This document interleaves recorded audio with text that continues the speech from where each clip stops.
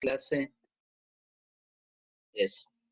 Bien, buenas tardes a cada uno de ustedes y vamos a empezar la clase.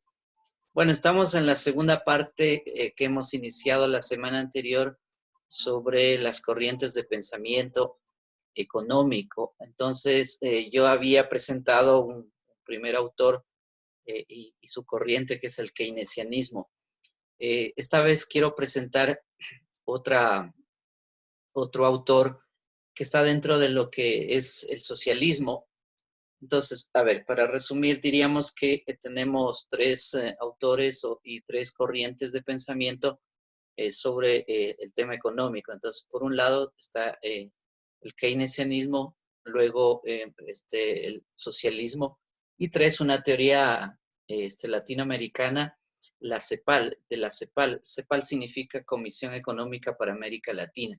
Entonces, esas son las tres que vamos a desarrollar en este tiempo hasta, digamos, cuando nos toque antes del examen, ¿sí? Entonces, sobre eso vamos a trabajar, o ya estamos trabajando, ¿sí? Entonces, eso es un poco para tener presente.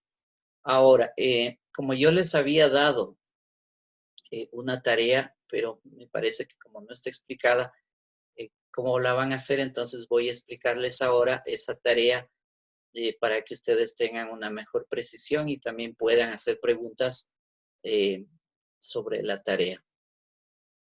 A ver, voy a compartir pantalla con ustedes.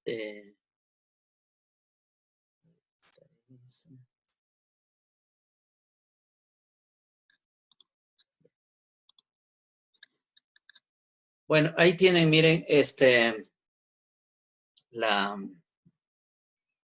el tema que vamos o estamos abordando para la tarea del 27. Se llama Keynesianismo, Socialismo y Teoría Cepalina. Entonces, básicamente lo que van a hacer ustedes es una investigación bibliográfica sobre estos términos y por supuesto que cada una de esas corrientes de pensamiento tienen autores. Pero bueno, estamos ahí hablando en términos más generales. No es cuestión de profundizar sino en los autores, sino más bien de detallar quiénes son o qué son estas corrientes de pensamiento y quiénes serían los más importantes autores que están detrás. Entonces, miren, la investigación dice, investigue los conceptos de las siguientes corrientes económicas: keynesianismo, socialismo y teoría cepalina. ¿Cuál es el formato de presentación de la tarea?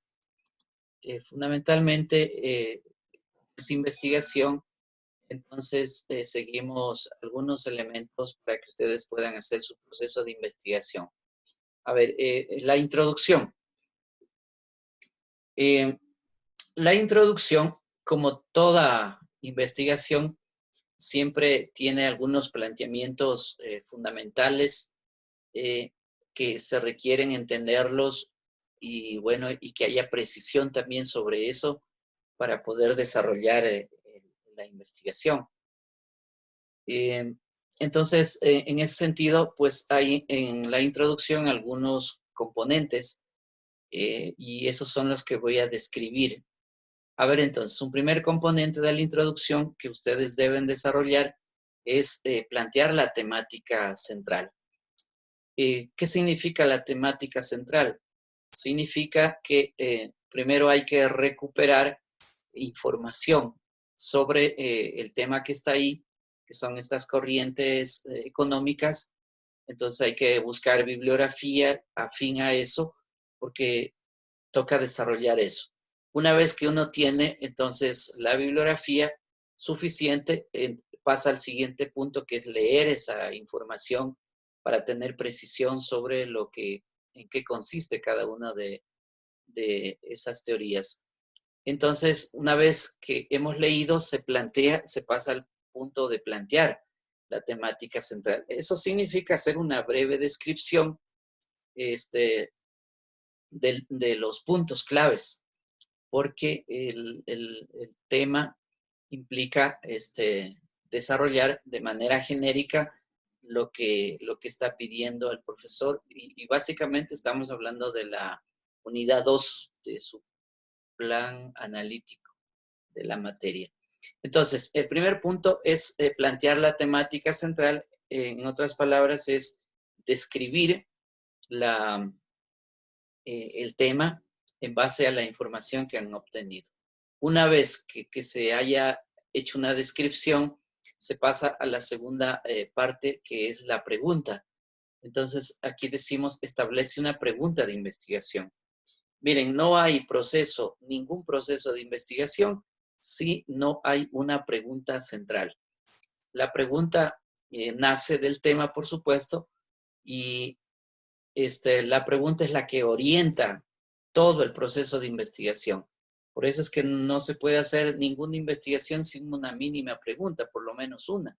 Entonces yo les pido a ustedes que establezcan una pregunta a partir del tema, es decir, que le hagan una pregunta al tema que describieron previamente, bueno, y de ahí van a hacer esta pregunta que estoy diciendo. Ahora, hay preguntas y preguntas en la vida, es decir, tenemos tipos de preguntas. Y una de esas es, en la investigación hay una forma de hacer preguntas, no es cualquier pregunta. La pregunta generalmente es ¿por qué? ¿Qué? ¿O cómo? O para qué, qué sé yo, son formas de preguntas. Es decir, uno tiene que plantearse una pregunta que tenga esas características. Es decir, ¿por qué sucede algo? Esa sería, por ejemplo, una pregunta. ¿O qué es algo? Es otra pregunta. ¿Cómo sucede algo? Es otra pregunta. Entonces, miren, las preguntas siempre son de ese tipo. ¿O de qué forma es algo? Por ejemplo, si uno se hace esa pregunta. Ese es un tipo de preguntas de investigación. Por eso es que si ustedes solo le ponen a una afirmación signos de interrogación y después usted dice, es mi pregunta, pues eso es falso, no se hacen así las preguntas. En la vida cotidiana hacemos ese tipo de preguntas porque además alzamos el tono de la voz al final como nos enseñaron en la escuela y uno dice, está preguntando. Pero esa no es la pregunta de investigación. Entonces, mire que quede claro, una pregunta de investigación siempre será por qué, cómo, dónde, para qué, qué sé yo, depende del tipo de tema que uno tenga. Entonces, mira, hay que hacer esa pregunta fundamental y hay que pensar bien la pregunta, a ver si la lógica de la pregunta, es decir, todos los elementos que le pongo a la pregunta encuadran con el tema, están dentro del tema, si va a responder al tema, porque si no va a responder y está fuera del tema, entonces la pregunta no sirve, es inútil la pregunta. Entonces uno tiene que sentarse a pensar muy claramente la pregunta, si está bien o correctamente establecida. Miren, cuando hacemos ya, yo les cuento en el caso mío de mi experiencia, cuando hacemos procesos de investigación ya serios, por ejemplo, tesis de grado, esas cosas, o algún artículo científico, miren, una pregunta la dejamos formulada y después regresamos a las 2 semanas o a las 3 semanas nuevamente a repensar la pregunta una y otra vez, porque es clave la pregunta, porque si está mal hecha, entonces todo el resto va a estar mal. Por eso es clave la pregunta. Si ustedes formulan correctamente la pregunta desde el inicio, pues van a tener una directriz clave para recopilar información, porque uno recupera información para contestar esa pregunta. Es decir, toda la información que uno va a buscarla en la biblioteca, sea física o virtual o en las bases de datos, siempre apunta hacia la pregunta. Entonces, miren el significado de la pregunta, la relevancia de la pregunta. Bueno, entonces, una vez que han establecido correctamente la pregunta de investigación, pasamos al tercer punto. El tercer punto corresponde al objetivo. Un objetivo siempre es lo que uno quiere lograr.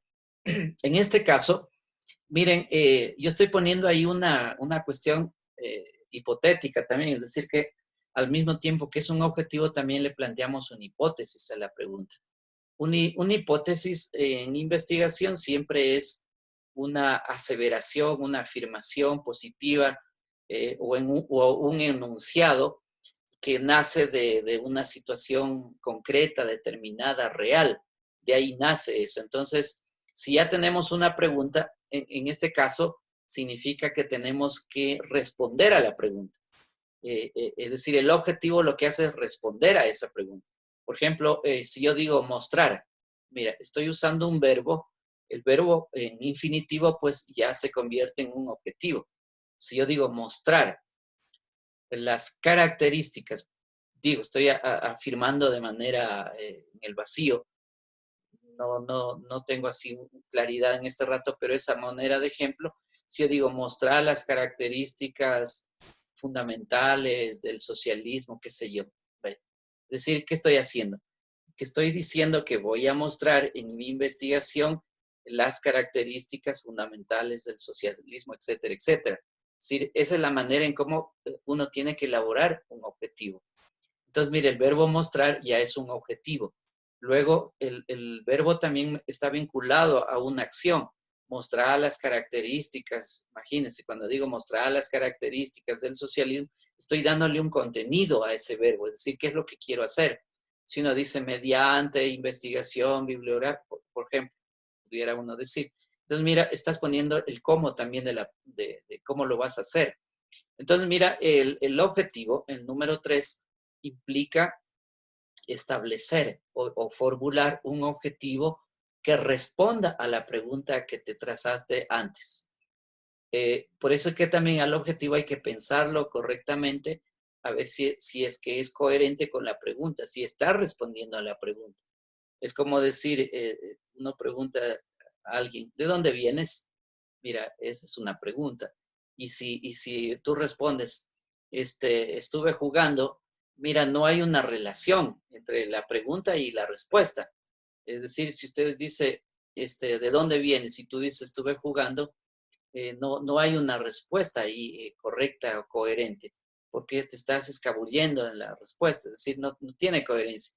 En cambio, si tú haces la pregunta de dónde vienes y dice yo vengo de visitar a mi hermano, mire, está respondiéndole directamente a la pregunta. Entonces, lo mismo pasa en la investigación. En la investigación hay una pregunta clave, fundamental, y el objetivo tiene que responder en forma de respuesta de logro a esa pregunta. ¿Sí? Entonces hay una coherencia lógica entre pregunta y objetivo. Eso hay que considerarlo y pensarlo detalladamente, tranquilamente, de manera serena, para ver si es que hay la lógica entre la pregunta y la respuesta. Bueno, una vez que hemos hecho el objetivo, bueno, pasamos a una siguiente fase que es presentar brevemente los conceptos centrales de la investigación. ¿De dónde salen esos conceptos? Básicamente están dentro del objetivo. Es decir, en el objetivo que tú te trazaste previamente, ahí están, en ese objetivo están los conceptos fundamentales que vas a desarrollar en tu proceso de investigación.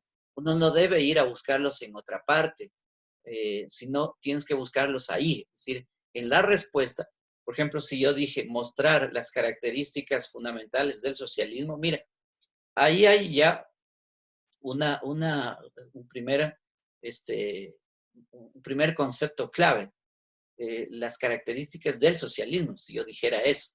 Mira, ahí está ya un primer concepto clave. Y así, hay que buscar entonces en el objetivo los conceptos que están ahí considerados. Entonces, pero aquí, bueno, decimos en este numeral 4, los presenta brevemente, es decir, aquí no hay que desarrollar nada. Para eso está la segunda parte de los contenidos de la investigación. Entonces, mire, para terminar la explicación de la introducción, son estos 4 puntos que ustedes deben en su introducción escribirlos. Ahora, yo les recomiendo que sigan así como están establecidos, paso a paso, es decir, enumerando 1, 2, 3 y 4, cada uno de esos numerales y desarrollándolos en la introducción. Porque si los hacen por separado, es decir, sin numerarlos, a veces uno corre el riesgo de confundirse o de no hacerlo también. Entonces, para seguir así, paso a paso, además les da más sistematicidad al momento de redactar.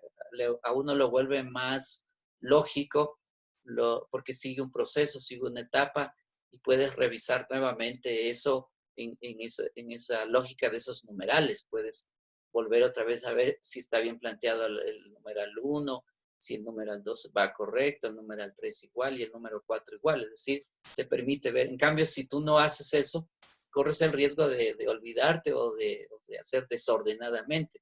Porque además el escribir nos conduce a ordenar nuestra cabeza, a ordenar el cerebro, digamos, para hacer las cosas más lógicamente. Bueno, esa es la introducción. No sé si hay alguna pregunta hasta aquí sobre la introducción. No, profe, ninguno. Bueno, pues vamos a pasar a la siguiente fase, el número 2, que son los contenidos de la investigación. A ver, entonces, una vez que ya hemos hecho la introducción, pasamos a la segunda parte. Y bueno, ahí yo ya les puse de algún modo lo que ustedes deben investigar, que son esos conceptos: keynesianismo, socialismo y teoría cepalina. Teoría cepalina, a ver, viene de la CEPAL. CEPAL es la Comisión Económica para América Latina. Es una teoría que aparece en los años 50, después de la Segunda Guerra Mundial. En esta región hay varios autores, entre esos está Raúl Prebisch, que ya lo vamos a trabajar luego, y voy a hacer alguna explicación de este autor. Y tiene que ver también con la teoría de la dependencia económica, esa forma también de entender del autor. También le llamó estructuralismo cepalino, es decir, es otra manera de decir, y las relaciones que se establecen entre la región y los países de desarrollo industrial. Entonces, bueno, ahí hablaremos en su debido tiempo. De todas maneras, ahí tienen ustedes entonces los tres conceptos. Hay que argumentar esos conceptos utilizando fuentes bibliográficas. A ver, entonces, las fuentes bibliográficas. Una fuente, voy a explicar qué son las fuentes porque es importante entender una fuente. Una fuente siempre es la materia prima con la que trabajamos en la universidad y todos los días también para realizar investigación, ya sea con informes o ya sea con tesis o investigaciones de artículos científicos o no científicos, etcétera. ¿Sí? Entonces la fuente siempre es importante, de ahí que hay que tratarla correctamente a la fuente. Y para eso pues nos valemos de las normas APA. Las normas APA significa Asociación de Psicología Americana, eso es APA. Bueno, y en las ciencias sociales utilizamos las normas APA. Es decir, cuando yo estoy construyendo un texto en esta sección 2, que es de contenidos de la investigación, lo que hacemos es utilizar esas fuentes, y hay tres maneras para utilizar la fuente. Una es haciendo un resumen de la fuente. Es decir, cada vez que resumo la fuente, pues tengo la obligación de ubicar la fuente bibliográfica, o también que se llama referencia. También podemos citar textualmente una fuente, es decir, copiarla tal como la desarrolla el autor, y la copiamos y ponemos correctamente la fuente de acuerdo a la norma APA. Ahora, utilizar las fuentes copiándolas, pues no es muy adecuado, porque el escritor, es decir, uno de ustedes, tanto como yo, cuando escribimos tenemos que tener dominio de la información. Y al tener dominio de la información, pues significa que entendemos, que comprendemos lo que está diciendo el autor que estamos leyendo. Y entonces uno lo que puede hacer es un resumen de esa información.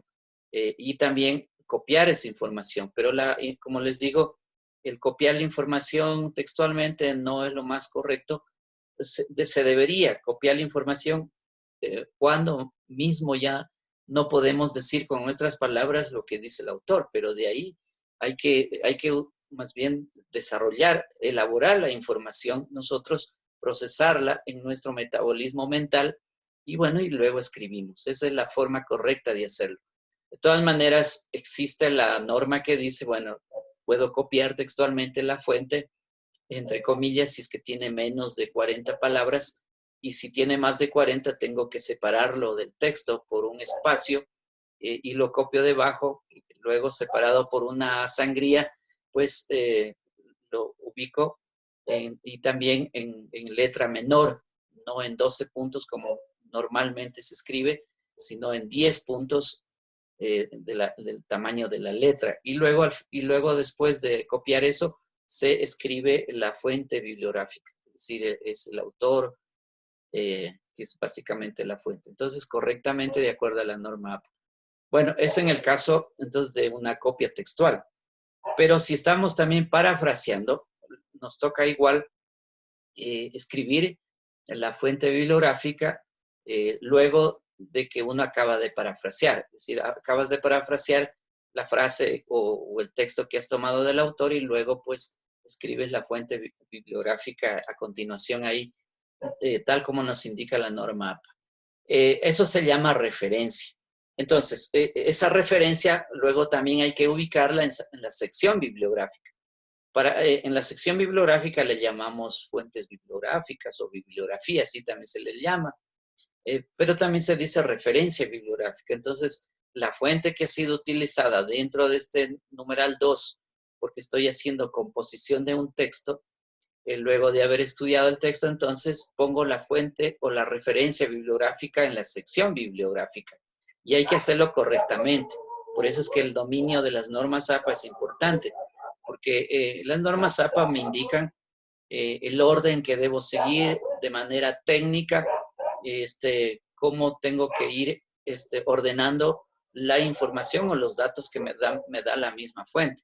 Porque hay que entender también que cuando uso una fuente, es la que yo estoy leyendo, ¿sí? O sea, cada vez que leo una fuente y la estoy usando, esa es mi fuente. Entonces, en la bibliografía hay que escribir eso, o sea, la fuente bibliográfica que he leído. Si usted toma otra fuente que no ha leído y la pone ahí, pues eso es falso. Es decir, está falseando la información, está falseando su investigación también, y eso es incorrecto. Es decir, así no se trabaja. En realidad viene a ser como una mentira eso. Es decir, está uno engañando y engañándose a sí mismo porque uno está poniendo una fuente que no ha leído, que no la ha tomado, pero estás añadiendo otra que no ha sido usada. Entonces eso no se puede hacer. Incluso yo me he encontrado con estudiantes que toman hasta fuentes de inglés y les digo, a ver, ahora explíqueme la fuente en inglés, cuál fue la fuente, tráigame el autor cuando estamos en clase presencial, tráigame el texto, el libro para ver lo cual era, quién era el autor y qué dice el autor. Y dice, profe, es que no tengo esa fuente porque yo la tomé. Le digo, ya ves, es falso. Eso es falso, eso no se puede hacer. ¿Sí? No sé por qué el estudiante hace eso, pero eso no se debe hacer. Entonces, miren, yo les cuento lo que ha sucedido en otras clases, pero para que ustedes no cometan ese error. Entonces, fuente leída y usada en la composición del texto, pues hay que ubicarla también en la sección bibliográfica. Es decir, todo lo que uno ha leído, pues lo tiene que poner ahí, porque está citado también en el cuerpo del texto. Bien, eso entonces en relación a los contenidos de la investigación. Luego vienen las conclusiones. ¿Cómo se entienden las conclusiones? Mire, una manera de entender eso es entendiéndolo como resultados. Es decir, si ustedes se trazaron un objetivo al inicio, en la introducción, y como ese objetivo tiene que ver con la pregunta y tuvieron que buscar mucha información para contestar el objetivo o la pregunta también, entonces han obtenido luego de un proceso de investigación algunos resultados. Entonces, una manera es decir, a ver, yo llegué a este punto después de haber estudiado tal cosa. Otra manera es llamarle hallazgos, es decir, qué hallazgos he encontrado en el proceso de investigación. Bueno, en todo caso, ustedes pueden llamarle resultados o también pueden llamarle hallazgos del proceso de investigación. Entonces, ¿qué hay que escribir ahí? Pues mira lo que encontraron luego de ese proceso anterior en el numeral 2, porque ahí se desarrolla la investigación, pues sí, y ahí ponen entonces esos logros de su proceso de investigación. Yo les pongo ahí, pongan por lo menos 3 resultados o 3 hallazgos de su proceso. Sí, eso hay que argumentar también, porque no es que solo tú pones una idea de unas 5 palabras y ya está la conclusión. No. Hay que argumentar por qué llegaste a eso también. ¿Sí? pasamos al siguiente punto, las referencias bibliográficas, o sección también llamaríamos bibliográfica. Bueno, ¿qué es esto entonces? Miren, la referencia bibliográfica, les pido que escriban por lo menos tres fuentes como mínimo, y si no, pues más, porque cuanto más fuentes has consultado, tu investigación va a ser mucho mejor, va a ser mucho más profunda y vas a tener dominio de la información que conseguiste. En cambio, si tienes menos, imagínate si tienes dos o una fuente, eso más parece un resumen de un libro. Y eso choca con la misma investigación que se les pide, porque no se está pidiendo resumen de un libro de dos, se está pidiendo investigación. Y la investigación pasa por leer varios autores sobre la temática que estamos hablando. Entonces, por lo menos yo les digo, pongan tres fuentes como mínimo. Después, si ponen más, mejor, porque eso indica de que usted ha leído más información y que ha metabolizado mentalmente. Bueno, y ese es su valor.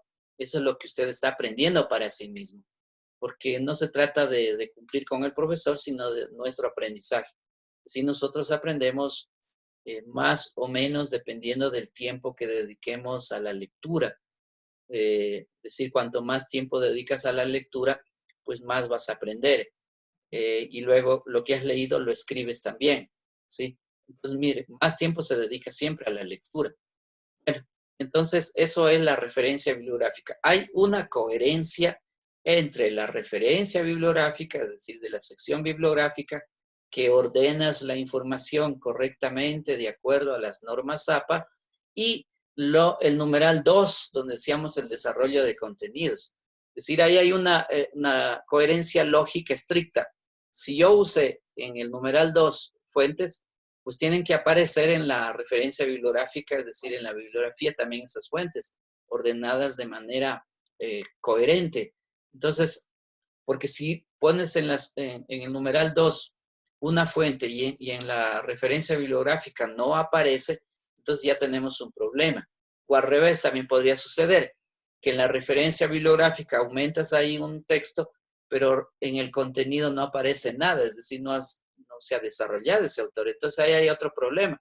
Es decir, hay un engaño, se podría decir, porque no estás haciéndolo de manera coherente.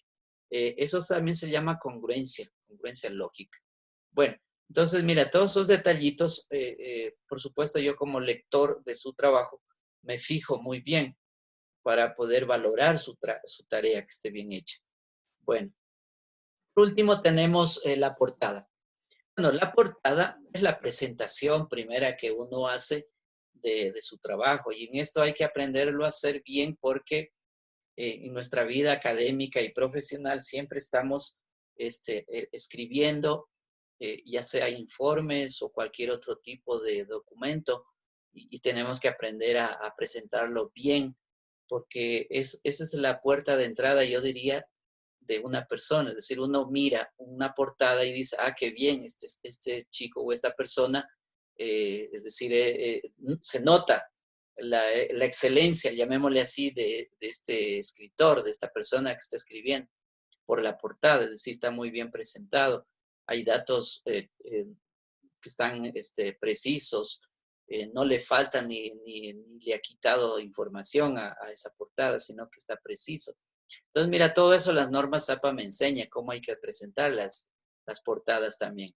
Bueno, el valor de esta tarea tiene 15 puntos y bueno, está previsto para el 27 de abril. ¿Sí? Entonces, no olvide depositar su tarea en el aula virtual el día 27.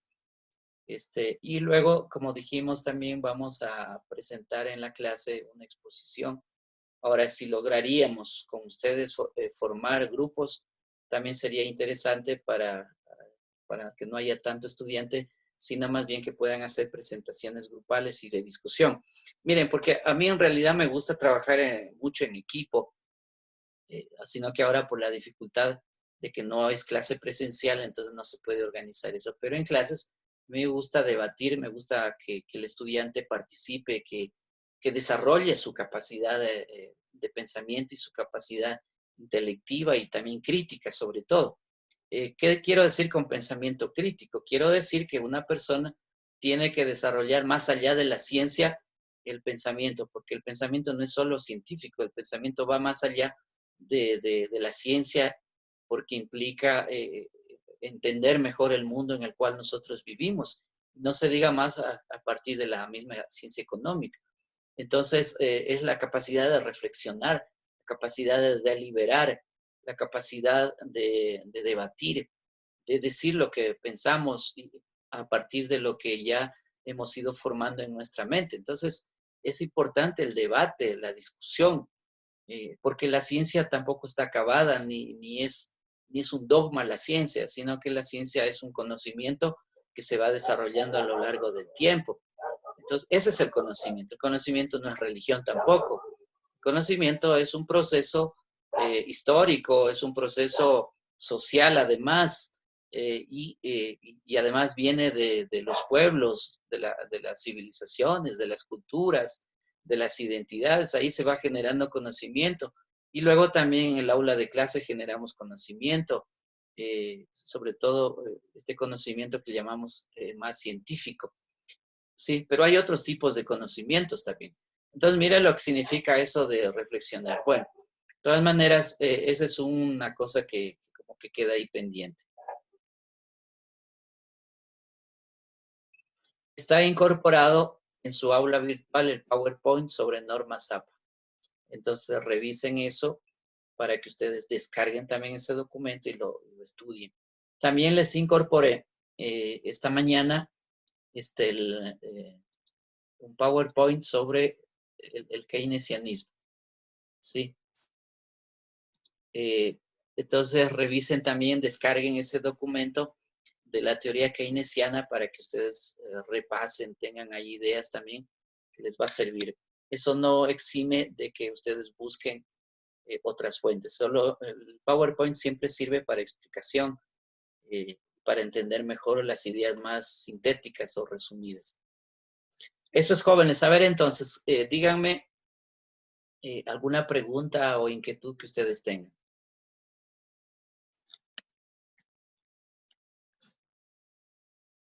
¿Hay algo?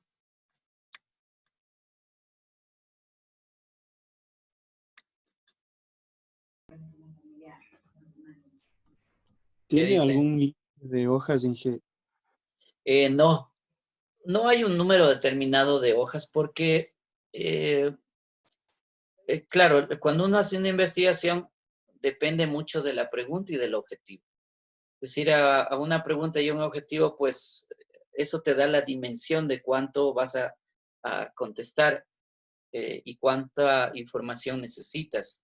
Por lo tanto, no hay que aumentar ni quitar, sino hay que hacerlo estrictamente necesario digamos, de la escritura, de la redacción del texto. Entonces, depende mucho de la pregunta que hagas y el objetivo también que te traes. No hay un determinado número. Claro que a veces también hay gente o profesores que dicen, a ver, hágame una cantidad determinada de palabras. Por ejemplo, supongamos dice 8,000 palabras. Ahí esas 8,000 palabras es bastante, imagínate. O dice otro por ahí que es más todavía, dice 15,000 palabras, o sea, te está pidiendo como 20 páginas más o menos ya, 20,000, como 20,000 palabras más o menos. Sí. Entonces, eso, pero no hay un determinado número. Depende mucho de la pregunta y del objetivo. Por ejemplo, si hacen 2 o 3 páginas, pues mira, está bien. Eso. ¿Alguna otra cosa? ¿Está entendido lo que se va a hacer? Bueno. Voy a pasar ahora a desarrollar algunas ideas sobre el socialismo.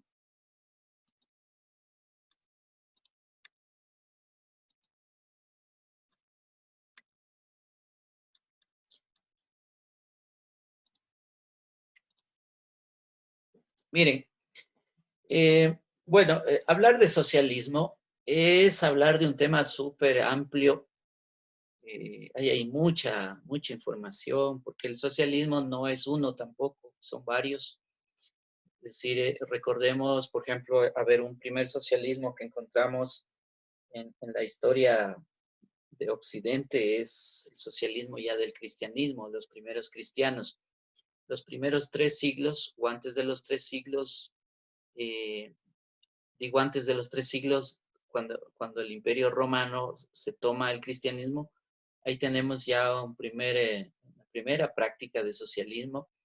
O sea, desde la presencia de Jesús y después de la muerte de Jesús y la resurrección de Jesús, los primeros cristianos forman comunidades, ¿sí? Comunidades donde todo lo comparten. Entonces, mira, esa es una primera forma de socialismo que ya encontramos.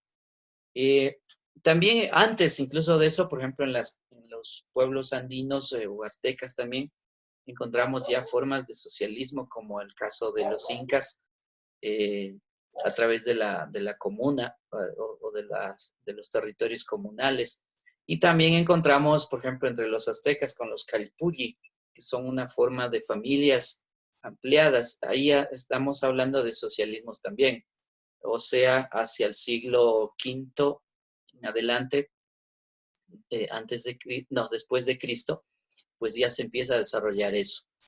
Bueno, ahí tenemos un tipo de socialismo, llamémosle teocrático.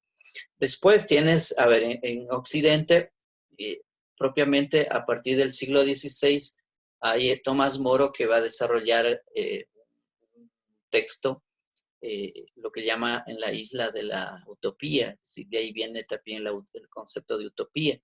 Bueno, ahí tenemos un primer ya desarrollo del socialismo utópico que se llama. Posteriormente, también otros autores como Saint-Simon, por ejemplo, o Owen, van a ser personas que van a desarrollar también el socialismo utópico al siglo XVII, siglo XVIII. Posteriormente tenemos, por ejemplo, Karl Marx, que es el que vamos a desarrollar, Engels, van a ser los dos autores claves que van a desarrollar también el socialismo científico. Bueno, y lo que desarrollaremos en esta clase fundamentalmente tiene que ver con el socialismo científico. Luego, hacia el siglo XX, es decir, como herencia que va a dejar Marx y Engels a las posteriores generaciones, pues mira, ahí van a aparecer, sobre todo en Rusia, Vladimir Lenin, José Stalin, entre otros, bolcheviques y mencheviques, etcétera, que van a desarrollar también el socialismo que se va a llamar real. Ese socialismo fundamentalmente empieza en 1917, que coincide también con la Primera Guerra Mundial, y bueno, se desarrollan las ideas socialistas del marxismo, y después se van a llamar del marxismo-leninismo, y posteriormente estas quedan un poco ocultas y se desarrolla lo que se llama el marxismo dialéctico de José Stalin, que va a ser el que va a gobernar a la Rusia de ahí para adelante. Y el que se va a aplicar en todo el mundo generalmente va a ser ese tipo de socialismo, y se le llama socialismo real. Muy crítico, de hecho, eso, porque ese tipo de socialismo al final llegó más bien a formarse en términos de dictadura de Stalin, y bueno, y con todo lo que sucedió y los efectos que tiene eso. Bueno, eso hay que estudiarlo y conocerlo también, porque también existe ahí la Revolución Rusa, que el año anterior se festejaron los 100 años de la Revolución, no, hace 2 años o 3 años, no, hace 2 años se festejaron la, los acontecimientos de la Revolución Rusa, que también nos ha dejado pues ahí enseñanzas que tenemos que aprenderlas. Y de hecho, los cientistas sociales pues estamos estudiando eso también, ¿sí? Bueno, eso para llamarles, durante el siglo XX hemos tenido el socialismo real fundamentalmente. Al terminar el año 2000, y luego en lo que corresponde a estas 2 décadas que tenemos, también apareció en América Latina otro socialismo que se llama el socialismo del siglo XXI. el autor de ese socialismo es un alemán que se llama Hans Dieterich. Bueno, y él desarrolló esas ideas y uno de los que siguió, digamos, la corriente en ese sentido fue Hugo Chávez, entre otros, digamos. También hay que entender que el mismo Correa inicialmente, Rafael Correa como presidente de la época, decía que seguía el socialismo del siglo XXI, pero posteriormente cambió. Es decir, allá no podemos hablar de socialismo de Correa, sino más bien de un tipo de socialdemocracia a su estilo, y hay que entender por qué él siguió más bien esa tendencia. Es un socialdemócrata y no socialista exclusivamente, porque el socialismo tiene sus características y hay que entender bien qué es el socialismo para poder hablar y poder juzgar también a alguien que asume una posición política y social. Entonces, como digo, Correa, el primer año pues hablaba de eso, pero ya el 2009, 2010 ya cambió por socialismo del buen vivir. Entonces, y ese es el que perdura. Si ustedes leen el Plan Nacional para el Buen Vivir, años 2009, 2013, pues se van a encontrar que está ahí exclusivamente el socialismo del buen vivir que llamó Correa. Bueno, en todo caso, si hay tiempo para hablar de eso, hablaremos también. Pero por ahora, entonces miren, lo que quería es destacar que hay tipos de socialismo, no hay un solo socialismo y hay que diferenciarlos para no cometer errores de interpretación o hablar también mal desde las vísceras, ¿sí? Sino que hay que hablar con razones, con argumentos y hay que entender bien a eso. Bueno, vamos a desarrollar entonces aquí algunas ideas hasta donde avancemos del pensamiento de Marx, porque es el autor central, digamos, del socialismo científico. Marx, entonces, él va a criticar sobre todo las formas de socialismo anterior. Si estuviera ahora presente, también criticaría el socialismo del siglo XXI, criticaría el mismo socialismo de la Unión Soviética, de José Stalin, lo criticaría seguramente, porque, es decir, ellos lo han entendido a su manera, ¿sí? Stalin lo entendió a su manera y, bueno, lo aplicó. Incluso creó lo que se llama el materialismo dialéctico. El materialismo dialéctico no es marxiano, es de Stalin. Marx lo que creó fue el materialismo histórico, ¿sí? Que era dialéctico, de hecho, pero José Stalin lo desarrolló a través de manuales al materialismo dialéctico. Entonces, pero hay unas grandes diferencias ahí, ¿sí? Esto les digo para no confundir las ideas y hablar, como dije, de las vísceras. Bueno, entonces ahí tenemos a Karl Marx. Karl Marx nace en 1818 y muere en 1883. Bueno, esta frase que se acuña aquí es interesante de la filosofía, incluso esta crítica él le hace a Feuerbach, que fue un maestro de él de filosofía y de filosofía materialista, solo que era un materialismo que Marx llama mecánico. Bueno, ahí en ese texto, en las tesis de Feuerbach, se encuentra esta cita que está ahí entre comillas y dice: hasta ahora los filósofos no han hecho sino interpretar el mundo de diversas maneras, pero de lo que se trata es de transformarlo. Es decir, esto va a ser diferencias, ¿sí? Lo que está diciendo Marx es que hasta el momento, incluso a su maestro Friedrich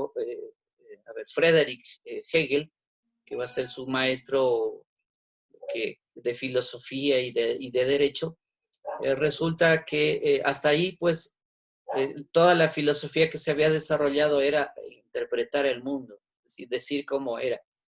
Y Marx justamente va a decir, no, no se trata de interpretar el mundo, lo que se trata es de transformar el mundo. Eso es lo que queremos, porque el mundo está, bueno, hasta la época era sumamente conservador, dado que venía de una corriente de pensamiento anterior y de siglos, como era la cristiandad, el pensamiento judeo-cristiano que se había establecido en Occidente. Entonces, y era la religión, además, católica y de la cristiandad, bajo la perspectiva del Imperio Romano que se había establecido en Occidente. Bueno, y siguió esa línea.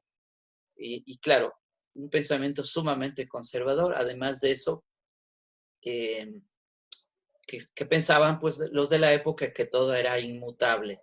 Inmutable significa que nada cambia, que todo es como siempre fue. Es decir, que el sol giraba, perdón, no giraba, sino que estaba estático, que la Tierra era estática. Incluso esas son las peleas, por ejemplo, ya de Copérnico, Galileo, pues, después, es decir, científicos de la edad media, del Renacimiento, que van a estar discutiendo sobre eso. Bueno, entonces miren, esa frase es muy importante pensarla, meditarla, a ver. Eh, eh, Marx es un filósofo, es un economista, desarrolla la economía política, es un hombre de acción, es decir, es un político, fue el creador del socialismo científico y el inspirador de la ideología comunista, clave en la historia del siglo XX. Ideología comunista se entiende más bien porque Stalin confundió eso también. Marx nunca habló de un partido, tampoco nunca habló de una institución, peor de un Estado comunista. Eso es una interpretación y es una creación de José Stalin. Marx lo que está entendiendo por comunismo es un movimiento de seres humanos de la sociedad en el que todos tienen que apuntar hacia la desaparición de las clases en el mundo. Por lo tanto, esa es una utopía que nunca se logró ni se ha logrado hasta el día de hoy, pero está al frente. Es decir, muchos de los marxistas que tenemos en el tiempo contemporáneo, pues están bajo esa utopía. Es decir, ¿qué es una utopía? Una utopía siempre es un horizonte que tenemos por delante, es como cuando uno se para en el balcón de la casa y empieza a mirar el horizonte y ves el horizonte allá al fondo que está y ves la montaña, ves las montañas y uno dice qué hay más allá de las montañas. Es decir, eso es, estoy haciendo una comparación, pero es para hacerme entender. La utopía es esa, es decir, es un horizonte que lo tenemos al frente, que está allá, y uno dice, yo quisiera ir hasta allá, pero resulta que llegaste hasta el horizonte y el horizonte luego, después de eso, continúa, es decir, está más allá. Esa es una utopía. Una utopía es un ideal que te ala, que te llama, que te dice, ven. Entonces, el político o el intelectual o el estudiante que está bajo esa utopía, pues está llamado, es decir, siempre te está llamando. Mira, entonces la ideología comunista o esa perspectiva, pues era una utopía, sigue siendo una utopía del mundo actual, ¿sí? Bueno, ahí en todo caso hay mucha información también sobre otros autores que están desarrollando eso en muchas universidades del mundo. Bueno, eso es Karl Marx como, digamos, como hombre de acción. A ver, aquí también quisiera hacer una breve aclaración. Marx no es economista de profesión. Marx es un economista que viene de la filosofía. Es decir, Marx en la economía sigue haciendo filosofía. Por lo tanto, no se puede decir que Marx es un economista como el que conocemos ahora, así como hay profesionales que dicen, economista. No, no. Marx no es economista de ese tipo. Marx es un filósofo. Lo que pasa es que la filosofía lo lleva a la economía para explicar la sociedad de la época del siglo XIX, que es la sociedad burguesa, la sociedad de Europa establecida en clases sociales. Las clases de la época van a ser la clase burguesa, va a ser la clase terrateniente, la clase proletaria, es decir, el trabajador asalariado. Esas son las clases de la época. Y que en síntesis diría que existen clases dominantes y dominadas, ¿sí? En ese sentido es que él habla dentro del campo de la economía, pero lo que quiero decir es que no hay que confundir que Marx sea un economista. Marx no es un economista de profesión. Él llega a la economía siendo filósofo y hace economía desde el punto de vista filosófico, ¿sí? Por eso es que las obras de él, cuando uno las lee, pues se encuentra filosofía y filosofía, ¿sí? Solo que es una filosofía de la economía. Bueno, eso es para aclarar un poco también esto. ¿Qué más? A ver. ¿De qué se nutre Marx? decir quiénes son los que inspiraron su pensamiento y su filosofía socialista. Ahí tenemos primero la economía política inglesa, es decir, Marx es un gran lector, un lector empedernido, es un hombre de gran cultura de su tiempo, conoce idiomas, conoce todas las fuentes filosóficas y sociales de sus siglos anteriores. Conoce, por ejemplo, el pensamiento griego, después el pensamiento romano, y también lo que se va a desarrollar a lo largo del periodo eh, de esos siglos anteriores, que pasa por la edad del oscurantismo y luego por el Renacimiento, el Resurgimiento italiano, todo eso. Es decir, conoce más. Pero cuando llega al siglo XVIII, es decir, se encuentra con algunos economistas que van a ser claves hasta el día de hoy, siguen siendo autores que se los estudia, como por ejemplo David Ricardo, Adam Smith, son autores fundamentales, entre otros. Entonces, él se nutre de estos autores y esos van a ser los que le van a dar la perspectiva de la economía para estudiarla. También hay otro punto que es importante, que el país que se había desarrollado económicamente más y que se había industrializado y donde había más trabajadores llamados proletarios, era justamente era la sociedad inglesa. Entonces, Marx justamente va a ir a vivir incluso en Londres para escribir lo que escribió, ¿sí? Porque era el país ejemplo que a él le servía de estudios, es decir, de su laboratorio para estudiar. Bueno, entonces miren, ahí tenemos un primer elemento de la, de la economía. Segundo, otra fuente es este señor que aparece ahí, Friedrich Hegel. Hegel, como les decía, es el maestro de filosofía y del derecho de Marx. Solo que Hegel va a ser un idealista, desarrolla una filosofía idealista basándose en lo que él llamaba la idea absoluta. Esa idea absoluta estaba relacionada también con el omnipresente, el omnipotente, que era Dios. Es decir, Dios es el principio, el origen y el culmen de todo lo que existe, según Hegel. Entonces, el idealismo de Hegel básicamente tiene ese enfoque, ¿sí? Entonces, Marx se va a nutrir, pues, de ese idealismo. Solo que Marx va a decir, hay que darle la vuelta a ese idealismo, al método también que usaba Hegel, que era el método dialéctico. Hay que darle la vuelta porque esa filosofía y ese método están patas arriba, es decir, están con la cabeza abajo.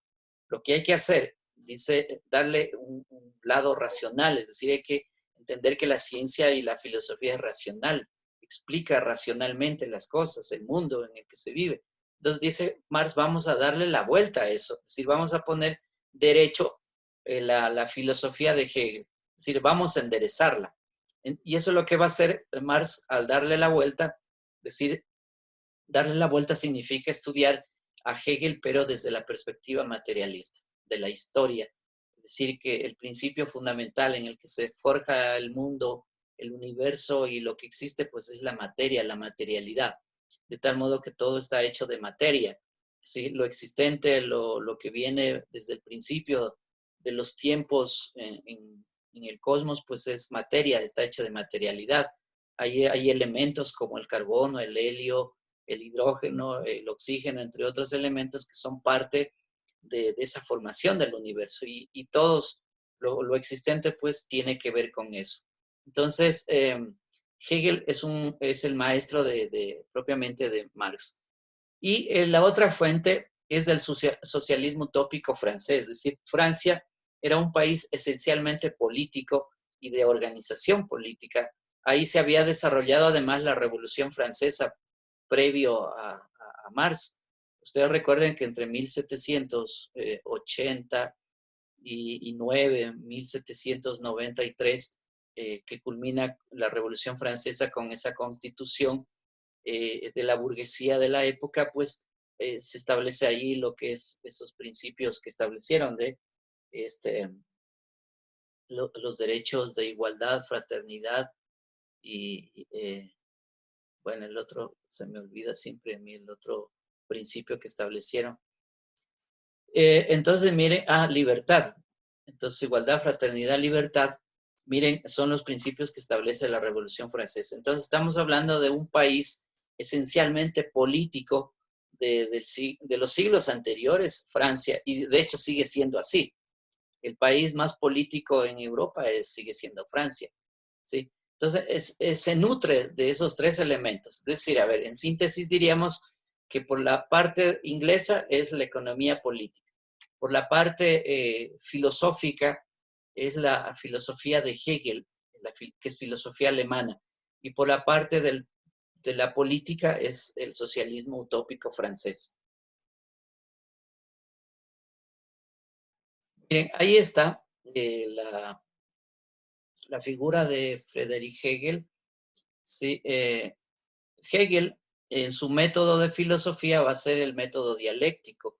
La dialéctica de él es fundamentalmente trazada en unas dos premisas y una conclusión. La primera premisa es lo que se llama la tesis, la segunda premisa es la antítesis y la conclusión es la síntesis, o sea, la negación de la negación que se llama. En términos, a ver, a poner a modo de ejemplo, para entender mejor eso, sería, a ver, la tesis es el capitalismo o le corresponde al capitalismo anterior. Sí, esa es la tesis. La antítesis viene a ser el socialismo. Es decir, lo opuesto al capitalismo es el socialismo, porque no se puede entender socialismo como capitalismo, sino es la antítesis, o sea, niega el capitalismo. ¿Y cuál es la síntesis? Pues el comunismo, es decir, el comunismo utópico, es decir, es la síntesis, es decir, las sociedades llegarían a ese tipo de establecimiento de movimiento universal en el planeta Tierra. Bueno, en todo caso, miren, ahí están todas las tres fases. La premisa 1, el capitalismo, premisa 2, el socialismo, transición al socialismo, y la fase 3, llegar hasta el comunismo, que viene a ser la sociedad sin clases, ¿sí? La aspiración es esa. Entonces, el método dialéctico de Hegel, pues básicamente tiene que ver con esa manera de pensar. Y ese método, bueno, sirve también para estudiar las sociedades de ahora. Por ejemplo, si uno quiere estudiar el capital, la antítesis del capital es el proletariado, el trabajo proletario. ¿Cuál podría ser la síntesis de eso? Sería el trabajo cooperado, el trabajo asociado, es decir, para negar el capital y que el lado opuesto es el trabajo asalariado, porque se niega a la persona, tendríamos como síntesis entonces el trabajo asociado. Bueno, eso es Hegel. ¿Qué decía Hegel? Decía que la sociedad avanza en el tiempo a través de conflictos y contradicciones hacia formas superiores de organización. Es decir, hay un progreso histórico, hay una evolución histórica de la sociedad. Miren, ahí hay un término que es clave entenderlo, que es el de las contradicciones. No se puede entender el método dialéctico sin la contradicción. ¿Qué es la contradicción? La contradicción es la negación de algo. La contradicción va con las cosas, va con los procesos, está presente en todo lo que hacemos. A ver, voy a poner ejemplos. A ver, nosotros nacemos, ¿sí? El momento en que nacemos, venimos a la vida, llevamos la contradicción de la muerte. Es decir, nosotros como seres humanos, pues al mismo tiempo que hemos nacido y empezamos a vivir, también llevamos la contradicción de la muerte. Es decir, que nuestro cuerpo físico pues va a fenecer.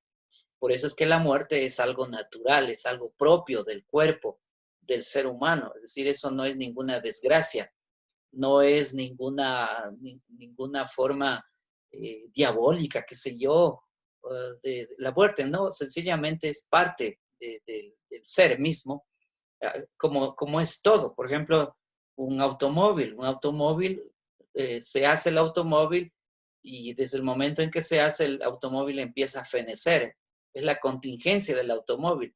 Es decir, ¿qué quiere decir que empieza a fenecer? Que empieza a morir también ese automóvil y cuando ya va al concesionario y luego lo compras, el automóvil todavía pierde más valor porque el automóvil ya pasa a una segunda etapa, una segunda mano, que es quien lo ha comprado y después con el uso se va deteriorando. Es decir, el auto está destinado a fenecer. Es la contingencia de las cosas. Entonces, mira, lo mismo pasa en la sociedad. En la sociedad tiene sus propias contradicciones. Por ejemplo, el capitalismo tiene su propia contradicción. Es decir, matar, porque en su seno lleva eso, la contradicción de desaparecer. Algún día va a desaparecer el capitalismo como tal, porque está basado en la ganancia absoluta, en el lucro.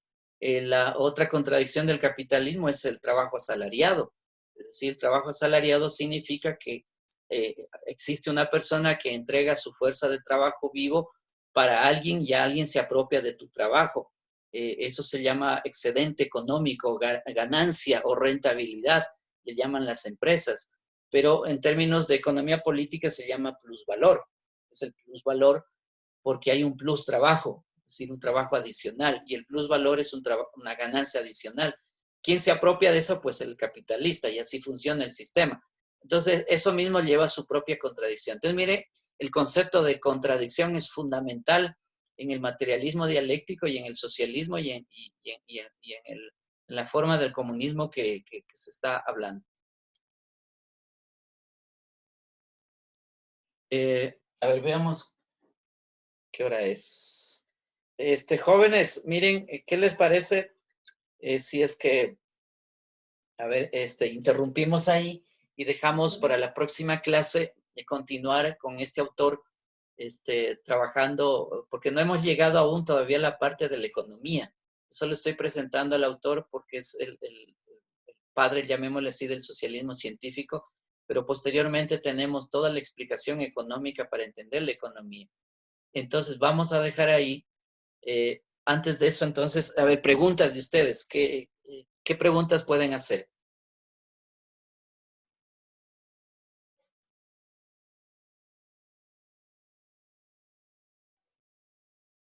Digan, chicos.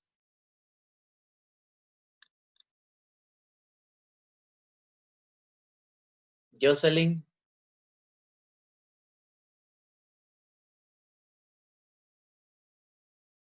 Se fue la Jocelyn.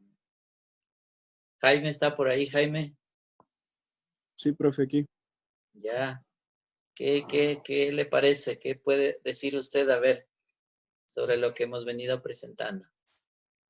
O sea, sí, sí tenía conocimiento de un poco de Marx, que él era el fundador de la idea socialista, igual que Lenin, que fue su aprendiz, quien retomó la idea que tenía Marx.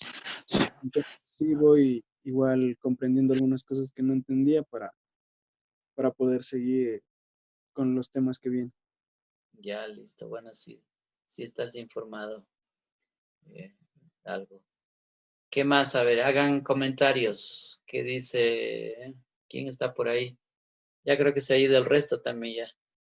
Que es interesante cómo o sea, el punto de vista de Marx, cómo ha ido cambiando a través de los tiempos y cada uno va adoptando su estilo de sociedad. A ver, no te entiendo todavía bien cuál es tu explicación. ¿Con quién estoy hablando? ¿Sebastián? Yo, profesor, Ya, Sebastián, a ver, no te sí, entendí bien. es ¿Qué es? interesante cómo de un punto socialista de Marx, que es el precursor de esto, han ido cambiando los diferentes tipos de socialismos y en la actualidad vemos pseudo socialistas muy distintos a lo que en realidad era Ajá, el pensamiento que él quería. sí, sí. Claro, mira, es decir, ha habido tergiversación. Lo que pasa es que eh, la obra de Marx, porque él tiene innumerables obras, tratados de economía política y de filosofía, han aparecido, como en todos los tiempos, gente que no está de acuerdo lo han torpedeado, le han tergiversado el pensamiento, le dicen de todo, porque están en desacuerdo, es que están en la negación del capitalismo. Es decir, la obra de Marx en general niega el capitalismo en sus bases. Entonces, claro, incluso él en Los Grundrisse, que es una obra, dice, yo le he dedicado toda mi vida, incluso viviendo miserablemente, e incluso con la familia entera, para dedicarme a la investigación y construir como una especie de misil contra el capitalismo y la sociedad capitalista. Entonces le dedicó su vida entera a eso, imagínate. Es decir, era un hombre de acción y muy claro de lo que quería también. Entonces, no han parado de todos los tiempos de bombardearlo, de torpedearlo, de hacerle decir cosas que él nunca ha dicho, y así por el estilo. Entonces, lo que tú dices sí es verdad. El mismo fracaso, digamos, de la Rusia zarista, de José Stalin, pues está demostrado que al final no fue lo mejor eso, en vista de que llegaron a un punto de un totalitarismo que no se puede aceptar en ninguna parte. ¿Sí? Entonces, eso fue muy grave, es decir, casi parecía la época hitleriana, es decir, el tiempo de Hitler, pues igual fue un totalitarismo de Estado que liquidó a más de 6 millones de judíos por el antisemitismo. Entonces, grave el asunto. Bueno, eso me parece interesante lo que tú dices sobre esa crítica que estás haciendo también.